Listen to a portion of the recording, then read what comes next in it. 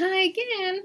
Very welcome to my next chapter that's about tools and gear when you're painting with encaustic.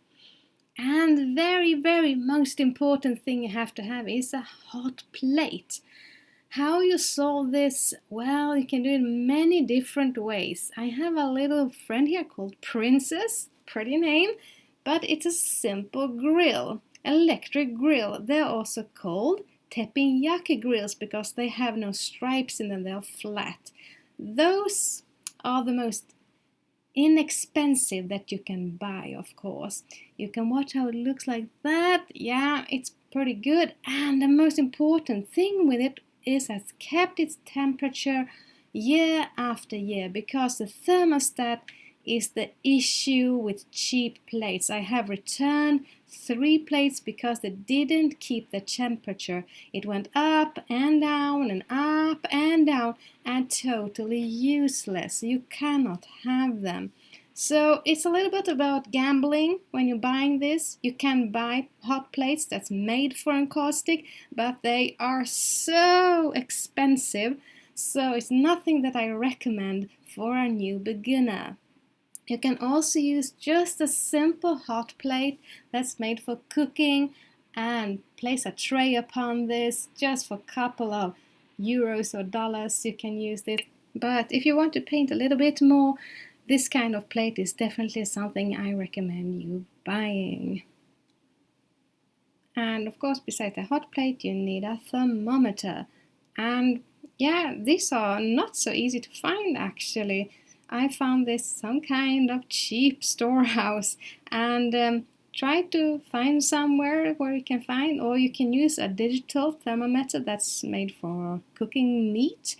And well, the good side with the thermometer for meat is that you can set a temperature when the meat is done, and this will warn you. So you can set it on kind of 200 Fahrenheit or 100 degrees Celsius, and this will warn you that the heat is too much and the wax is beginning to becoming toxic. So that can be great from the beginning when you don't trust your hot plate, perhaps. So try to find a thermometer that works for you.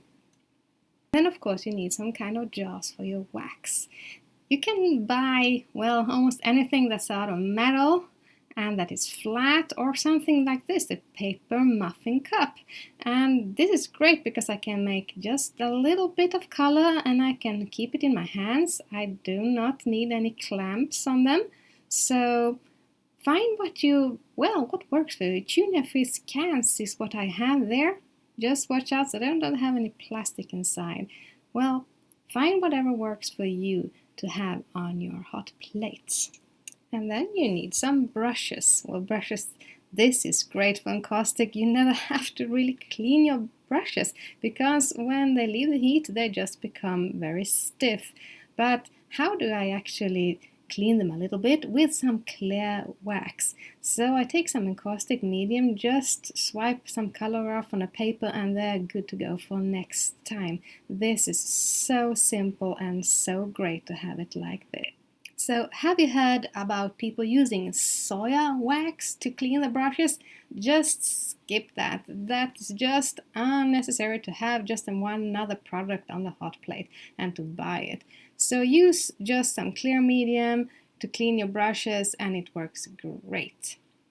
And then I keep my brushes separated. I have blue, green and dark colors in one jar and clear white and red and yellow in one, so I don't mix up the colors because they can interfere. Then I have a brush that is just for the clean medium and of course a brush for just the white color. So that is great to have a different kind of brushes and different kind of sizes. And here I show some kind of different brushes that I use, all kind of sizes, and flat brushes, of course, are to be preferred. And this is a brush that is called hake or whatever it's called, but it's made for glazuring ceramics. So that is great because the brushes are soft and makes no trails in the wax when you are applying the wax. I'm going to show you that later. It's also good to have brushes that are just a little bit stiffer if you want to use some kind of other technique. And the brushes, all of them has to have natural hair, because if you use plastic brushes, well, you understand they will melt on the hot plate, and that's not great. And also take different kind of, this hake is great because it's so soft.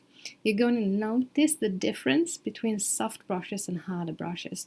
And also buy brushes with short shafts, so they are not long because they easily fall out of the jars and they're in the way. So choose brushes with different sizes, but don't buy the absolute cheapest brushes that's made for painting furniture or houses, because you will just get hair everywhere and you will get annoyed. So buy a little bit expensive brushes, it's worth the money. And also extremely small brushes for very, very small work, it's good to have that as well.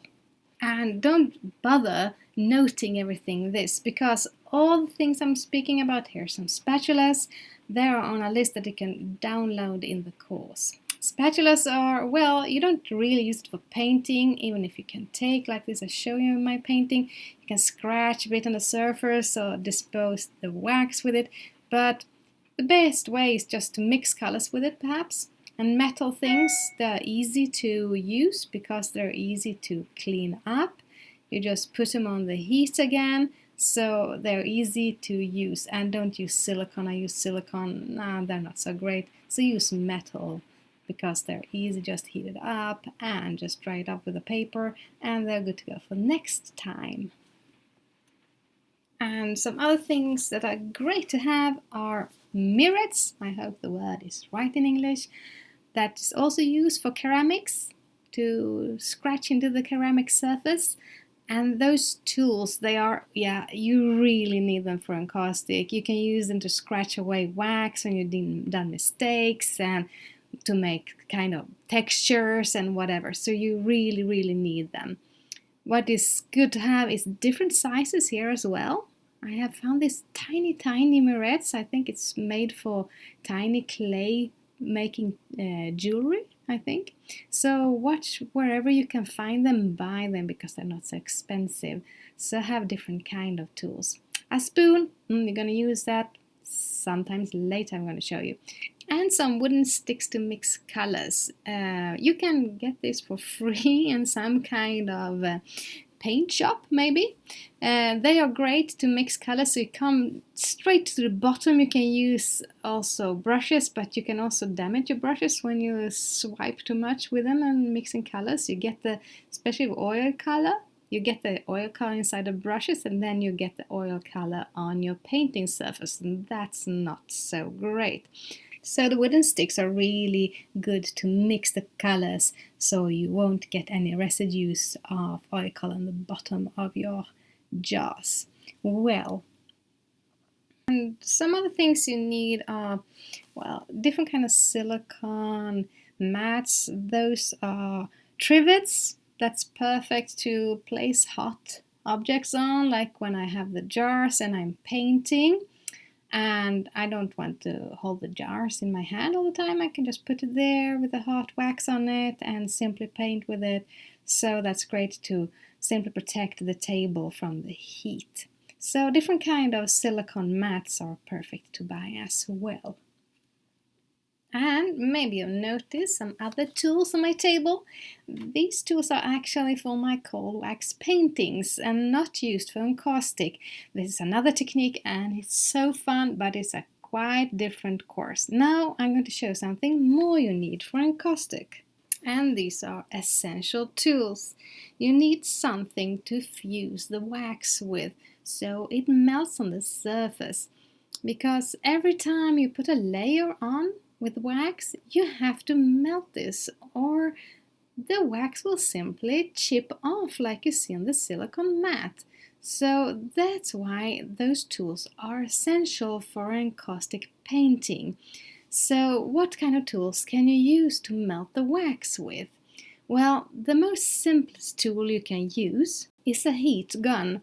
But I find the simplest heat guns that you can buy in some kind of tool store kind of big and heavy, and you can burn yourself on the metal pieces at the top of the burner. and they're also kind of noisy. So this heat it tool is actually an embossing gun that's made for scrapbooking, and it's very silent, and that's why I really like it. Also, it doesn't blow so much, so it doesn't blow the wax away, just heat it. So this is just great. You cannot use a simple blow dryer because it's not hot enough, even if this tool looks like it. So the next tool you can use is a gas burner. And what kind of gas burner you want to buy? Yeah, whatever you have handy where you live. Those are simple gas burners that you can buy in kitchen stores or in hardware stores. So these are the sizes that I prefer for medium-sized paintings. You see, I'm demonstrating here what kind of buttons you're going to use. You have to have one button that keeps the flame constantly and a different button at this other side that can adjust the size of the flame. You can see it becomes bigger and smaller.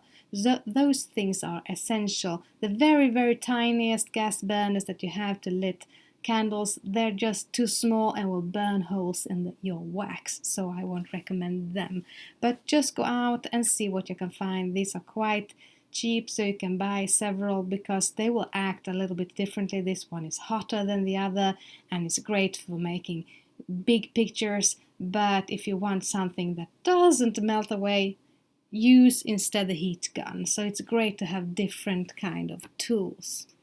And for your burner, of course, you need gas, and it's just ordinary butane gas. That's for lighters. But I recommend you to buy something that is a little bit more expensive so you know it's good quality. And never change the brand of the gas in the same burner because it might stop working. It has actually happened to me.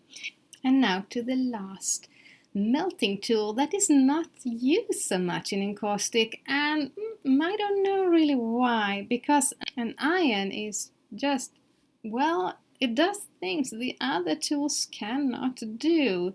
So yeah, it's really fun because the iron can flatten the surface.